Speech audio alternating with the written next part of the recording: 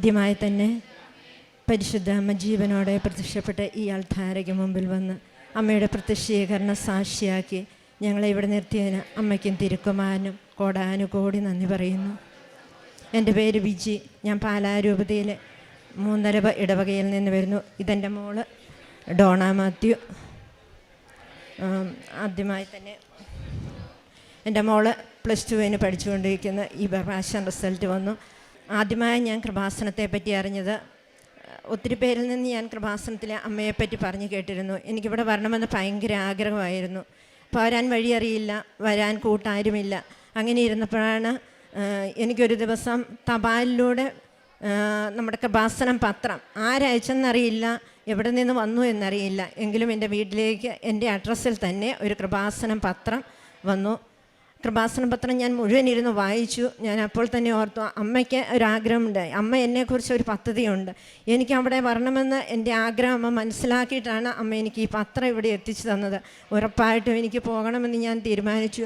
ഞാനും എൻ്റെ മൂത്ത മകളും കൂടെ അതിൽ നിന്ന് അഡ്രസ്സ് എടുത്ത് പലരോടായി ചോദിച്ച് മനസ്സിലാക്കി ഈ കൃപാസനത്തിൽ വന്നു. എൻ്റെ മൂത്ത മോളും ഞാനും ഉടമ്പടിയെടുത്തു. 2023 ഏപ്രിൽ 22 വന്ന് ഉടമ്പടിയെടുത്തു. അമ്മയോട് പ്രാർത്ഥിച്ച് തിരികെ പോയി. ആ ഉടമ്പടിയിലൂടെ എനിക്ക് എൻ്റെ മൂത്ത മോള് ജർമ്മനിയിലേക്ക് പോകുവാനുള്ള അവസരമുണ്ടായി. ഒത്തിരിയേറെ തടസ്സങ്ങളുണ്ടായിരുന്നു, എന്നാലും പെട്ടെന്ന് തന്നെ പോകാൻ പറ്റി. അതിൻ്റെ സാക്ഷ്യം ഞാൻ ഇതിനു മുമ്പ് ഇവിടെ വന്നൊന്ന് പറഞ്ഞു. രണ്ടാമതായിട്ട് ഞാനിവിടെ സാക്ഷ്യം പറയാൻ എനിക്ക് അമ്മ അവസരം തന്നു. എൻ്റെ ഈ മോള് +2 പഠിക്കുകയായിരുന്നു. ഒത്തിരിയേറെ പാടാണ് കുഞ്ഞിന് പഠിക്കുന്ന കാര്യങ്ങൾ ഓർത്തിരിക്കുന്നില്ല. പരീക്ഷാ ഹാളിൽ ചെല്ലുമ്പോൾ പഠിച്ച കാര്യങ്ങളൊന്നും ഓർക്കുന്നില്ല. ക്വസ്റ്റ്യൻ വായിക്കുമ്പോൾ ആൻസർ എന്ത് എഴുതണമെന്ന് മനസ്സിലാക്കാൻ പറ്റുന്നില്ല. അങ്ങനെ ഒരു അവസ്ഥയിലായിരുന്നു കുഞ്ഞ്. പല ദിവസങ്ങളിൽ പരീക്ഷ എഴുതി കരഞ്ഞുകൊണ്ടാണ് വീട്ടിൽ വരുന്നത്. റിസൾട്ട് വരുമ്പോൾ മാർക്സിനൊക്കെ നന്നായിട്ട് മാർക്ക് കുറവാണ്. അപ്പം ഞാനും മൂത്ത മോളും ഉടമ്പടിയിലായിരുന്നുകൊണ്ട് പ്രാർത്ഥിക്കുമ്പോൾ ഞങ്ങളുടെ കൂടെ കുഞ്ഞിനെ വിളിച്ചിരുത്തി 5:30 തന്നെ പ്രാർത്ഥനയിൽ കൂട്ടും. കുഞ്ഞ് പറയും, എനിക്കും ഉടമ്പടി എടുക്കണം അമ്മേ, എനിക്ക് ഉടമ്പടി എടുക്കണം. പക്ഷെ 18 വയസ്സായിട്ടേ ഉടമ്പടി എടുക്കാൻ പറ്റുമെന്നൊരു നിബന്ധനയുള്ളത് കൊണ്ട് കുഞ്ഞ് ഞങ്ങളുടെ കൂടെ തന്നെ പ്രാർത്ഥിച്ചു കൊണ്ടിരുന്നു. അങ്ങനെ ഈ പ്രാവശ്യം +2 പരീക്ഷ എഴുതുവാനായിട്ട് അച്ഛൻ്റെ അടുത്ത് വന്ന് പ്രാർത്ഥിക്കാനായിട്ട് വന്നു കഴിഞ്ഞപ്പോൾ +2 പഠിക്കുന്ന പിള്ളേരെ പ്രാർത്ഥിക്കണമെങ്കിൽ ഉടമ്പടി എടുക്കാമെന്ന് അച്ഛൻ പറഞ്ഞു. കുഞ്ഞിന് ഭയങ്കര സന്തോഷമായി. കുഞ്ഞ് ഉടമ്പടിയെടുത്തു. ഉടമ്പടിയിൽ ആദ്യത്തെ നിബന്ധന വെച്ചത് അമ്മയോടാണ്. അമ്മ എൻ്റെ കൂടെ ഉണ്ടെങ്കിൽ അമ്മ എനിക്കൊരടയാളം തന്ന് എന്നെ മുന്നോട്ട് നയിക്കണമേ എന്നാണ്. ഇവിടെ വന്ന് ഉടമ്പടിയെടുത്തു. അവിടെ ചെന്ന് കഴിഞ്ഞപ്പോൾ സിസ്റ്ററിൻ്റെ അടുത്ത് ചെന്ന് ഉടമ്പടി പത്രിക കൊടുത്തു കഴിഞ്ഞപ്പോൾ ആദ്യം തന്നെ എൻ്റെ കുഞ്ഞിന് അമ്മ മാതാവിനെ കയ്യിൽ കിട്ടി എന്നുള്ളതാണ് ഏറ്റവും വലിയ സാക്ഷ്യം. അമ്മ ആ നിമിഷം മുതൽ അമ്മ എൻ്റെ കുഞ്ഞിൻ്റെ കൂടെ ഉണ്ടായിരുന്നു. പരീക്ഷാ ഹാളിൽ പോകുമ്പോൾ വിശുദ്ധ തൈലം നെറ്റിയിൽ കുരിശ വരച്ച് പ്രാർത്ഥിച്ചാണ് കുഞ്ഞിറങ്ങുന്നത്. അതോടൊപ്പം തന്നെ ഉപ്പ് കയ്യിൽ കരുതി കൊണ്ടുപോയി ഓരോ നിമിഷവും പരീക്ഷാ ഹാളിൽ കയറുമ്പോൾ ക്വസ്റ്റ്യൻ കയ്യിൽ കിട്ടുമ്പോൾ ക്വസ്റ്റ്യൻ പേപ്പറിലും ആൻസർ പേപ്പറിലും ഉപ്പിട്ട് വിശുദ്ധ വിശ്വാസ പ്രമാണം ചൊല്ലി പ്രാർത്ഥിച്ചാണ് കുഞ്ഞ് പരീക്ഷ എഴുതാൻ തുടങ്ങുന്നത്. പരീക്ഷ എഴുതും, അറിയാവുന്നതുപോലെയൊക്കെ എഴുതും. അമ്മയെ എപ്പോഴും വിളിക്കും. ഒരു ആൻസർ അറിയത്തില്ലെങ്കിൽ അന്നേരം അമ്മയെ വിളിക്കും. അമ്മ എൻ്റെ കൂടെ നിൽക്കണമേ, എനിക്കൊന്നും അറിയത്തില്ല, ഞാൻ എഴുതി വെക്കുകയാണെന്ന് പറയും. അങ്ങനെ കുഞ്ഞ് പരീക്ഷ കഴിഞ്ഞിറങ്ങി. പാടാണ്. പരീക്ഷയ്ക്ക് അങ്ങനെയാകുമെന്ന് ഭയങ്കര ടെൻഷനായി. മാത്സ് ഭയങ്കര പാടായി വന്നു. ഫിസിക്സും കെമിസ്ട്രിയും പാടായി വന്നു. എന്നിട്ടും കുഞ്ഞ് പ്രാർത്ഥനയിൽ മുഴുകി. ഞാൻ എന്നോട് പറയുമ്പോഴൊക്കെ പറയാം, അമ്മയോട് പറഞ്ഞാൽ മതി, അമ്മ രക്ഷപ്പെടുത്തും. അങ്ങനെ പ്രാർത്ഥിച്ച് ഈ മാസം 22 റിസൾട്ട് വരുമെന്നറിയിച്ചു. അപ്പോൾ അതൊരു വെള്ളിയാഴ്ചയായിരുന്നു. അപ്പം ഞാൻ ഓർത്തു, അമ്മയുടെ ഒരു ദിവസം ഞങ്ങൾക്ക് ഒരടയാളമായി തരണമേ. 22 എന്നുള്ള റിസൾട്ട് വരുമെന്നുള്ളത് പിന്നീട് അത് 26 മാറ്റി. അതൊരു ചൊവ്വാഴ്ചയായിരുന്നു. അപ്പോൾ തന്നെ ഞങ്ങൾക്ക് തോന്നി, അമ്മ അടയാളങ്ങളിലൂടെ ഞങ്ങളുടെ മുമ്പിൽ പ്രത്യക്ഷപ്പെടുകയാണല്ലോ അമ്മേ. അമ്മ കൂടെ ഉണ്ടാകണമേ. അമ്മയുടെ കയ്യിലുള്ള റിസൾട്ട് ഞങ്ങൾക്ക് നല്ലതിനായി ഭവിപ്പിക്കണമേ. അമ്മ ഏതായാലും 26 അമ്മയുടെ പ്രത്യക്ഷീകരണ സമയം 2:30 മണി കഴിഞ്ഞ് റിസൾട്ട് ഞങ്ങൾക്ക് കിട്ടി. 3 മണിയായപ്പോൾ ഫുൾ A+ കൂടി എൻ്റെ കുഞ്ഞിനെ അമ്മ കൈപിടിച്ചുയർത്തി എന്നുള്ളത് ഒരു വലിയ സാക്ഷ്യമാണ്. രണ്ടാമതായി അതിനുവേണ്ടി അമ്മയ്ക്കും തിരുക്കുമാരനും കോടാനുകോടി നന്ദി പറയുന്നു. അതുപോലെ തന്നെ രണ്ടാമതായി എൻ്റെ കുഞ്ഞിന് 4 വർഷമായിട്ട് ഛർദിലാണ്. ഏത് വകുപ്പിൽ വരുന്നു എന്ന് ഒരു തരത്തിലും അറിയാൻ പറ്റുന്നില്ല. പല ആശുപത്രികളിൽ കൊണ്ടുപോയി പല ഡോക്ടേഴ്സിനെ കാണിച്ചു. അവരെല്ലാ ടെസ്റ്റുകളും ചെയ്ത് സ്കാനിങ് നടത്തി. ഇതിലൂടെ ഒന്നും ഒരു കുഴപ്പവുമില്ല, കൊച്ചിൻ്റെ എല്ലാം നോർമലാണെന്ന് പറയുന്നു. എങ്കിലും അത് ഒരു മരുന്നും കൊടുക്കുന്നില്ല. ഗ്യാസിൻ്റെ ഗുളിക മാത്രം തന്ന് ഞങ്ങളെ വീട്ടിലേക്ക് പറഞ്ഞയക്കും. ഞങ്ങൾ വീട്ടിൽ വന്നു. പിറ്റേ ദിവസം ആകുമ്പോഴും ഭക്ഷണം കഴിച്ചതിന് ശേഷം വീണ്ടും ഛർദിയാണ്. ഇതെന്ത് പറ്റിയെന്ന് അറിയത്തില്ല. ഞങ്ങൾക്ക് സങ്കടമായി. ഞങ്ങളെന്നും വിശുദ്ധ തൈലവും വിശുദ്ധ ഉപ്പും തേച്ച് കൊടുത്ത് ഞാൻ പ്രാർത്ഥിക്കും. അങ്ങനെ മോള് വന്ന് ഉടമ്പടി എടുത്തപ്പോൾ ഉടമ്പടിയിൽ ഒരു നിയോഗമായിട്ട് അതും വെച്ചു. ഇവിടെ വന്ന് ഉടമ്പടി എടുത്ത് ഈ മാർച്ച് 3-ാം തീയതിയാണ് ഉടമ്പടി എടുത്തത്. ഉടമ്പടിക്ക് വെച്ച നിയോഗമായിരുന്നത്. അന്ന് മുതൽ ഇന്ന് വരെ എൻ്റെ കുഞ്ഞ് ഒരു വാ പോലും ശ്രദ്ധിക്കാതെയാണ് കഴിയുന്നത്. അല്ലെങ്കിൽ സ്കൂളിൽ പല ദിവസങ്ങളിലും പോകാൻ പറ്റുന്നില്ല. രാവിലെ കേൾക്കുമ്പോൾ ഇച്ചിരി ഭക്ഷണം കഴിക്കും, അതപ്പോഴേ ശ്രദ്ധിച്ച് കുഞ്ഞിന് തളർച്ചയാണ്, പിന്നെ പോകാൻ പറ്റുന്നില്ല. ഇനി എല്ലാ ദിവസവും ക്ലാസ് മുടക്കണ്ടല്ലോ എന്നോർത്ത് സ്കൂളിലേക്ക് പറഞ്ഞയക്കും. ഉച്ചയാകുമ്പം ടീച്ചർ വിളിക്കും, മോൾക്ക് ഭയങ്കര ക്ഷീണമാണ്, അവൾക്ക് നേരെ നിൽക്കാൻ പറ്റുന്നില്ല, തലവേദനയാണ്, അവളെ വന്ന് കൂട്ടിക്കൊണ്ട് പോവുക. ഞാൻ ചെല്ലും, കൂട്ടിക്കൊണ്ടുവരും. വീട്ടിൽ വന്ന് 2 ദിവസം റെസ്റ്റ് എടുക്കും, വീണ്ടും സ്കൂളിലേക്ക് പറഞ്ഞു വിടും. വീണ്ടും ഒരാഴ്ചത്തേക്ക് വലിയ കുഴപ്പമില്ലാതെ പോകും. വീണ്ടും ഇത് തന്നെയായിരുന്നു. എന്നാൽ ഈ ഉടമ്പടി എടുത്ത നിയോഗം വെച്ച അമ്മയോട് പ്രാർത്ഥിച്ച് വിശുദ്ധ വസ്തുക്കൾ ഉപയോഗിച്ചതിൻ്റെ ഫലമായിട്ട് ഇന്ന് വരെ ഒരു വാ പോലും ശ്രദ്ധിക്കാതെ ഈ നിമിഷം വരെ എൻ്റെ കുഞ്ഞ് പരീക്ഷ എഴുതുകയും എല്ലാ കാര്യങ്ങളും കൃത്യമായി ചെയ്യുകയും ചെയ്തു. മൂന്നാമതായിട്ട് എനിക്ക് പറയാനുള്ളത്, ഞാൻ എൻ്റെ കുഞ്ഞിനെ പള്ളിയിൽ വേദപാഠത്തിന് കൊണ്ടുപോയി വിട്ടിട്ട് തിരിച്ചു വരുമ്പോൾ ഞാനൊരു സ്കൂട്ടറിനാണ് കൊണ്ടുവിടുന്നത്. തിരിച്ചു വന്ന വഴിക്ക് പള്ളി ഇച്ചിരി മുകളിലാണ് ഇരിക്കുന്നത്. അവിടുന്ന് തിരിച്ചു വന്ന വഴിക്ക് എൻ്റെ സ്കൂട്ടറിൻ്റെ ബ്രേക്ക് പോയി. ഒരു ബ്രേക്കല്ല, 2ാമത്തെ ബ്രേക്കും പൊട്ടിപ്പോയി. ആ ബ്രേക്ക് ആദ്യത്തെ ബ്രേക്ക് പൊട്ടിയതിൻ്റെ ഫലമായിട്ട് അതിൻ്റെ കേബിൾ വന്ന് ചുറ്റി 2ാമത്തെ ബ്രേക്കും സ്റ്റക്കായിപ്പോയി. ഒരു തരത്തിലും വണ്ടി പിടിച്ചിട്ട് നിൽക്കുന്നില്ല. ഭയങ്കര ഇറക്കമാണ്. നേരെ വന്ന് മെയിൻ റോഡിലേക്കാണ് കയറുന്നത്. ഞാൻ ആദ്യം ഒന്ന് ഓർത്തു, ഞാൻ ആകെ പകച്ചുപോയി. എനിക്ക് എന്ത് ചെയ്യണമെന്നറിയാത്ത അവസ്ഥ. എല്ലാവരും പിള്ളേരെ കൊണ്ട് സ്കൂളിൽ വിടാൻ വേണ്ടിയിട്ട് കാരണവന്മാരൊക്കെ വണ്ടിയും കൊണ്ട് വരുന്നുണ്ട്. അവർക്കിട്ടിരിക്കുമോ, എൻ്റെ അവസ്ഥ എന്താകുമോ എന്ന് ഞാൻ ഒരു നിമിഷം വെച്ചു. അമ്മ എന്നെ കാത്തുകൊള്ളണമേ എന്ന് മാത്രം പറഞ്ഞതേ എനിക്ക് ഓർമ്മയുള്ളൂ. അപ്പോൾ അവിടെ അമ്മ പറഞ്ഞു, നീ ധൈര്യമായിട്ട് നേരെ തന്നെ പൊക്കോ, നീ അവിടെ ചെല്ലുമ്പോൾ ഒരു ഗേറ്റ് ഉണ്ട്, ആ ഗേറ്റിലേക്ക് നീ ചാടി പിടിച്ചു എന്ന്. ഞാൻ ഇവിടെ വർഷങ്ങളായിട്ട്, ഞാൻ 25 വർഷമായി അവിടെ കല്യാണം കഴിച്ചു വന്നിട്ട് ഇത്രയും കാലമായിട്ട് ഞാൻ അവിടെ ഒരു ഗേറ്റ് കണ്ടിട്ടേ ഇല്ല. ഞാൻ എന്നും പള്ളിയിൽ പോകുമായിരുന്നു, എന്നാൽ പോലും ഞാൻ ആ ഗേറ്റ് അവിടെ കണ്ടിട്ടില്ല. പക്ഷേ എവിടെ നിന്ന് വന്നു എന്നറിയത്തില്ല. ഞാൻ നേരെ പോയി മെയിൻ റോഡ് ക്രോസ് ചെയ്താണ്. പല വണ്ടികൾ വരുന്നു. ഒരു കാറാണെങ്കിൽ വന്ന് തലനാരിഴയ്ക്ക് എന്നെ രക്ഷിച്ച മാതാവ്. ആ ഗേറ്റിൽ ഞാൻ പിടിച്ചു നിന്നു. എൻ്റെ വണ്ടി കറങ്ങിയടിച്ച് മെയിൻ റോഡിലേക്ക് പതിച്ചു. കണ്ടു നിന്നവർക്കെല്ലാം അതിശയമായി പോയി. ഇതെന്തൊരു അത്ഭുതമാണ്. ഈ അവസ്ഥയിൽ ഈ കൊച്ചു രക്ഷപ്പെട്ടത് വലിയൊരു ഭാഗ്യമായി തന്നെ കാണുമെന്ന് പറഞ്ഞു. എൻ്റെ അമ്മ എന്നെ കൈപിടിച്ച ആ ഗേറ്റ് കൊണ്ട് നിർത്തിയതാണ്. എൻ്റെ ശരീരത്തൊരു പോറൽ പോലുമില്ല. ഞാൻ കൈപിടിച്ച് ആ ഗേറ്റിലേക്ക് പിടിച്ച് നിന്നു. വണ്ടി കറങ്ങിയടിച്ച് നിലത്ത് വീണെങ്കിലും എനിക്കൊരു പോറൽ പോലും സംഭവിച്ചില്ല. അമ്മയ്ക്കും തിരുക്കുമാരനും ഞാൻ കോടാനുകൂടി നന്ദി പറയുന്നു. ഞാൻ ഉറച്ചു വിശ്വസിക്കുന്നു, എൻ്റെ മാതാവാണ് എന്നെ ആ കരങ്ങൾ നീട്ടി എന്നെ ആ ഗേറ്റിൽ എത്തിച്ചതെന്ന് ഞാൻ ഉറച്ചു വിശ്വസിക്കുന്നു. ഒത്തിരിയേറെ ചെറിയ അനുഭവങ്ങൾ അമ്മയിലൂടെ എനിക്ക് എന്നാണേലും ഏത് നിമിഷം വേണേലും എപ്പോൾ ഞങ്ങൾ പുറത്തിറങ്ങിയാലും അമ്മയുടെ രൂപത്തിന് മുമ്പിൽ ഒരു നിമിഷം പ്രാർത്ഥിക്കാതെ ഞാനോ എൻ്റെ കുഞ്ഞുങ്ങളോ എൻ്റെ ഭർത്താവോ ഇപ്പോൾ പുറത്തിറങ്ങാറില്ല. അങ്ങനെ ഉടമ്പടിക്ക് ശേഷം അങ്ങനെ ഒരു സംഭവം ഞങ്ങളുടെ വീട്ടിലുണ്ടായിട്ടില്ല.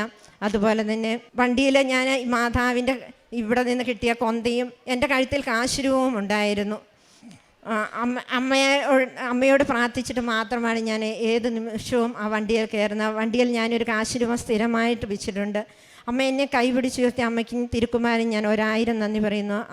അതുപോലെ തന്നെ ഞാൻ കാരുണ്യ പ്രവൃത്തിയായിട്ട് കൃപാസനം പത്രം ഞാൻ ഇവിടെ വരുമ്പോഴെല്ലാം 3 കെട്ട് പത്രം മേടിക്കും. ഞാൻ വീട്ടിൽ ചെന്ന് വിശുദ്ധ തൈലമെടുത്ത് കുരിശ് വരച്ച് അത് കൊണ്ടുപോയി ക്രൈസ്തവർക്കും അക്രൈസ്തവർക്കും എനിക്കറിയാവുന്നവർക്കും അറിയാത്തവർക്കുമായി ഞാൻ എൻ്റെ അനുഭവങ്ങൾ പറഞ്ഞു തന്നെ ഞാൻ ആ പത്രം വിതരണം ചെയ്യും. അതുപോലെ ഞാനൊരു കുഞ്ഞ് ഉടമ്പടി എടുക്കുന്നതിന് മുമ്പാണേലും 1 കെട്ട് പത്രം ഞാൻ കൂടുതൽ എക്സ്ട്രാ വാങ്ങിക്കൊണ്ട് കുഞ്ഞിൻ്റെ കയ്യിൽ കൊടുക്കും. കുഞ്ഞിനെയും കൂട്ടിക്കൊണ്ട് പോകും. എല്ലാവരോടും പറഞ്ഞ് എൻ്റെ അമ്മ ഉടമ്പടി എടുത്തതാണ്, ഭയങ്കര അത്ഭുതമുള്ള മാതാവാണ് എന്ന് പറഞ്ഞ് എല്ലാവരോടും സാക്ഷ്യപ്പെടുത്തി ആ കുഞ്ഞിനെ കൊണ്ട് ഞാൻ പത്രം കൊടുപ്പിക്കുമായിരുന്നു.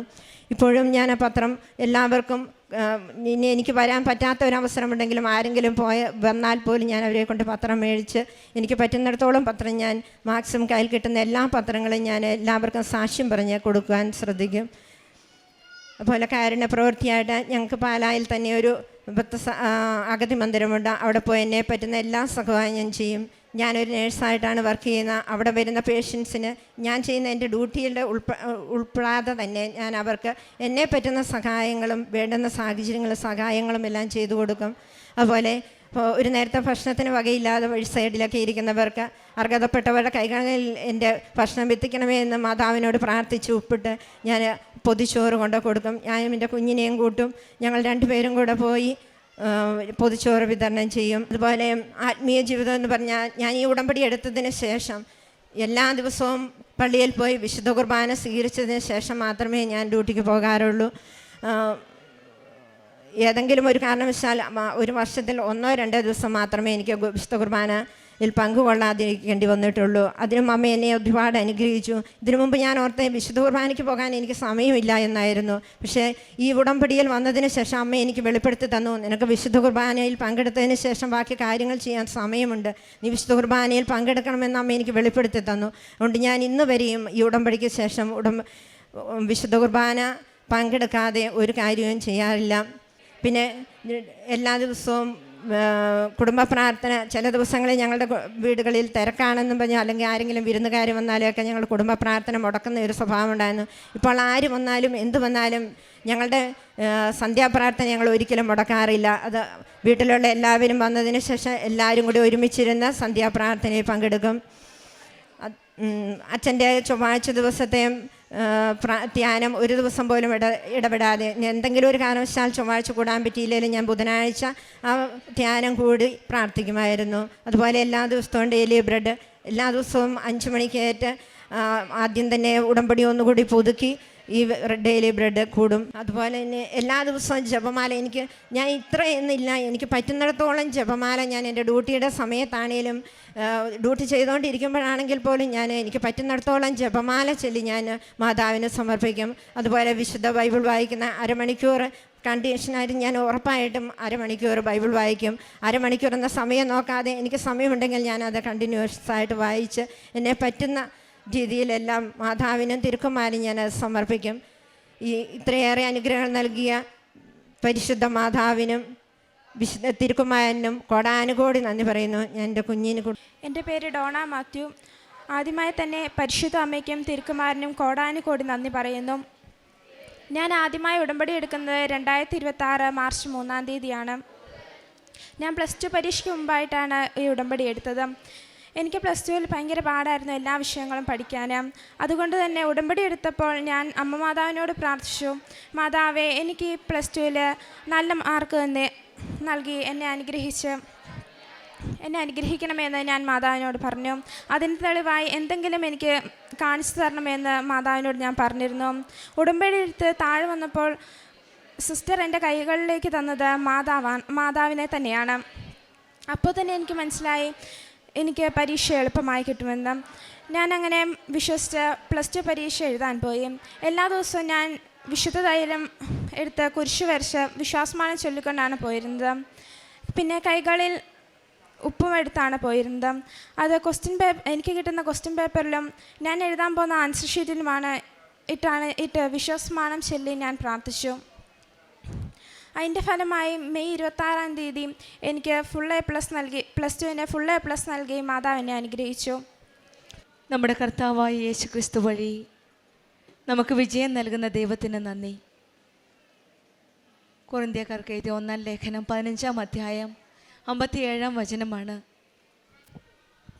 നമ്മുടെ ജീവിതത്തിലെ യഥാർത്ഥ വിജയം നമ്മുടെ ശക്തിയിലല്ല, ദൈവത്തിൻ്റെ കൃപയാലാണ്. നമ്മുടെ ജീവിതത്തിൽ പല പ്രശ്നങ്ങളും ബുദ്ധിമുട്ടുകളും പ്രതിസന്ധികളുടെയും നടുവിൽ, ചിലപ്പോൾ ഉത്തരം ലഭിക്കാത്ത സാഹചര്യങ്ങളിൽ, സാമ്പത്തിക ബുദ്ധിമുട്ടുകളുടെ ഞെരുക്കങ്ങളിൽ, കുടുംബ പ്രശ്നങ്ങളിൽ, തോറ്റുപോകുന്ന എന്ന് തോന്നുന്ന എന്ന അവസ്ഥകളിൽ ഉടമ്പടിയിലൂടെ പരിശുദ്ധ അമ്മ, കൃപാസനം അമ്മ നമ്മുടെ ജീവിതത്തിൽ ഇടപെടുകയും അമ്മ നമ്മെ ആ ജയത്തിലേക്കാണ് നമ്മളെ കരം പിടിച്ച് നയിക്കുന്നത്. കർത്താവായ യേശു ക്രിസ്തുവാണ് നമുക്ക് വിജയം നൽകുന്നതെന്നും അവിടുത്തെ കൃപയിലാണ് നമ്മുടെ ശക്തി എന്നുമാണ് നമ്മൾക്ക് പറഞ്ഞു തരുന്നത്. ഉടമ്പടിയിൽ എല്ലാ ഉയർച്ചയും നമ്മുടെ ശക്തിയിലല്ല, ദൈവത്തിൻ്റെ കൃപയിലാണ് എന്നുള്ള ഒരു വലിയ സാക്ഷ്യമാണ് ബിജി മാത്യുവും മകൾ ഡോണ മാത്യുവും നമ്മളോട് ഷെയർ ചെയ്തത്. ആദ്യമായിട്ട് കൃപാസനത്തെ പറ്റി അറിയുന്നത് എവിടെ നിന്നോ വന്ന ഒരു തപാൽ പത്രം, കൃപാസനം അമ്മയുടെ പത്രമാണ് ഇവരുടെ കയ്യിലേക്ക് എത്തിയത്. ആരയച്ചു, എവിടെ നിന്ന് അയച്ചു, എങ്ങനെ അയച്ചു എന്നറിയില്ല. ഇപ്പോഴും അതവർക്കറിയില്ല. പക്ഷേ ഒരു കാര്യം അറിയാം, അത് അമ്മയുടെ ഇടപെടലിലൂടെ മാത്രം കിട്ടിയ തപാലിൽ കൂടെ വന്ന ഒരു പത്രമാണ് കൃപാസനം പത്രം.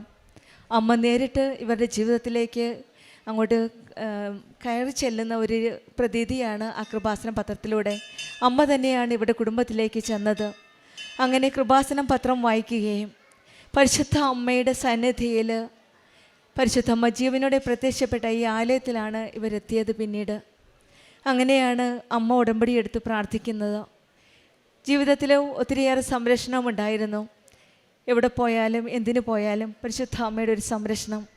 സ്കൂട്ടറിൻ്റെ ബ്രേക്കില്ലാതെ പോയ നിമിഷങ്ങളിലും ഉടമ്പടിയിലിരുന്ന ഈ മകളുടെ കാതിലേതോ ഒരു ശബ്ദമാണ് ഗേറ്റിൽ പിടിക്ക് എന്ന് പറയുന്നത്. എപ്പോഴും ആ വഴിയിലൂടെ തന്നെ പല പ്രാവശ്യം യാത്ര ചെയ്യുന്നുണ്ടായിരുന്നു. പക്ഷേ ഏത് ഗേറ്റ് എന്ത് ഗേറ്റ് ഒന്നും അറിയില്ല. പക്ഷേ ആ ശബ്ദം ഇങ്ങനെ മുഴങ്ങിക്കൊണ്ടിരുന്നു. സ്കൂട്ടർ ബ്രേക്കില്ലാതെ പോയപ്പോഴും മെയിൻ റോഡിലേക്ക് പോവുകയാണ്, ഇറക്കമാണ്.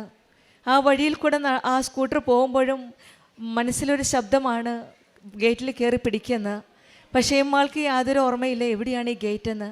പക്ഷേങ്കിൽ അങ്ങ് ചെന്നപ്പോഴാണ് ഇറക്കത്തിലാണ് മനസ്സിലായത് ഏതോ ഒരു ഗേറ്റിൽ കയറി പിടിക്കുകയും വണ്ടി നേരിട്ട് പോവുകയും ഈ മകൾക്ക് ഒരു പോറൽ പോലും ഇല്ലാതെ ഈ മകൾക്ക് ഒരു വലിയൊരു സംരക്ഷണമാണ് ഈശോയും അമ്മയും കൊടുത്തത്. ഇതാണ് ഉടമ്പടി മക്കളുടെ ജീവിതത്തിൽ ദൈവ സാന്നിധ്യമാണ് ഇവരെ എപ്പോഴും എവിടെയും സംരക്ഷിക്കുന്നത്. പിന്നീട് കൊച്ചുമകൾ തന്നെ വന്ന് ഉടമ്പടി എടുക്കുകയാണ്. അതായത് 16-ാം വയസ്സിൽ നമുക്ക് ഉടമ്പടി എടുക്കാമെന്നുള്ള ഒരു പുതിയ അറിവ് ലഭിക്കുകയും മകൾ വന്ന് ഉടമ്പടി എടുക്കുകയും +2 പരീക്ഷയ്ക്ക് തീഷ്ണതയോടെ പ്രാർത്ഥിക്കുകയും ചെയ്യുന്ന ഫലമായിട്ട് not by merit but by grace എന്നാണ് ദൈവത്തിൻ്റെ കൃപയാൽ ഫുൾ A+ നൽകിയാണ് ഈശോയും അമ്മയും മകൾ ഡോണയെ അനുഗ്രഹിച്ചത്. അതും ഈ മകൾ പറയുന്നത് പാസ്സാകാനായിട്ട് പ്രാർത്ഥിച്ച് ഒരു നല്ലൊരു അടയാളം അമ്മ എൻ്റെ കൂടെ ഉണ്ട് എന്നൊരു അടയാളവും ആഗ്രഹിച്ചു. അന്ന് ഉടമ്പടി എടുത്തപ്പോൾ അമ്മ മാതാവിൻ്റെ കൂടെ തന്നെ പ്രദക്ഷിണത്തിന് വരുവാൻ സാധിച്ചു. അമ്മയെ കയ്യിലേന്തിയാണ് അമ്മയുടെ സന്നിധിയിലേക്ക് വരാൻ സാധിച്ച അതിലൊരു വലിയൊരു അനുഗ്രഹമായിട്ടാണ് മകൾ സാക്ഷ്യപ്പെടുത്തുന്നത്. 4 വർഷത്തോളം നീണ്ടിരുന്ന ഒരു ഛർദി എന്ന രോഗമുണ്ടായിരുന്നു. പല ഹോസ്പിറ്റലിലും പോയി പല ട്രീറ്റ്മെൻറ്റ് ചെയ്തു. പക്ഷെങ്കിൽ പ്രയോജനമൊന്നുമില്ലായിരുന്നു. ഉടമ്പടി എടുത്ത് നേർച്ച വസ്തുക്കളായ ഉടമ്പടി തൈലവും വെഞ്ചരിച്ച ഉപ്പും വിശ്വാസ പ്രമാണം ചൊല്ലി ഉപയോഗിച്ചതിൻ്റെ ഫലമായിട്ടാണ് ഈ മകൾക്ക് പൂർണ്ണമായിട്ട് സൗഖ്യം ലഭിച്ചത്. അവിടെയും ദൈവത്തിൻ്റെ കൃപയാലാണ് പൂർണ്ണമായിട്ടും ഈ മകൾക്ക് സൗഖ്യം ലഭിച്ചതെന്നാണ് മകൾ സാക്ഷ്യപ്പെടുത്തുന്നത്. ഈ കുടുംബം ഈശോയുടെ അമ്മയോടും ചേർന്ന് നിൽക്കുമ്പോഴാണ് ദൈവത്തിൻ്റെ ആ സാന്നിധ്യവും ദൈവത്തിൻ്റെ ആ അനുഗ്രഹവും ഇവരുടെ ജീവിതത്തിലേക്ക് കടന്നു വരുന്നത്. നിയമാവർത്തനം 4:7 പറയുന്നത് പോലെ നാം വിളിച്ചപേക്ഷിക്കുമ്പോഴൊക്കെ നമ്മുടെ ദൈവമായ കർത്താവ് നമുക്ക് സമീപസ്ഥനായിരിക്കുന്നത് പോലെ ദൈവം ഇത്ര അടുത്തുള്ള വേറെ ഏത് ശ്രേഷ്ഠ ജനതയാണുള്ളതെന്നാണ്. നാം ഇന്ന് ഏറ്റവും ശ്രേഷ്ഠ ജനതയാണ് ഉടമ്പടി മക്കൾ. കാരണം വിളിക്കുമ്പോഴേ സമീപസ്ഥനാകുന്ന ഒരു ദൈവത്തിൻ്റെ കരങ്ങളിലേക്കാണ് നാം ഉടമ്പടി ചെയ്തിരിക്കുന്നത്. ആ ശ്രേഷ്ഠ ജനതയുടെ അനുഗ്രഹങ്ങളെ പറ്റിയാണ് ഓരോ മക്കളിവിടെ സാക്ഷ്യപ്പെടുത്തുന്നത്. ബിജിയും മകൾ ഡോണയും സാക്ഷ്യപ്പെടുത്തുന്നതും ആ ശ്രേഷ്ഠ ജനത ഉള്ള ഒരു ദൈവത്തിൻ്റെ അവകാശവും അനുഗ്രഹവുമാണ് ഇവിടെ ജീവിതത്തിൽ ലഭിച്ചിരിക്കുന്നത്.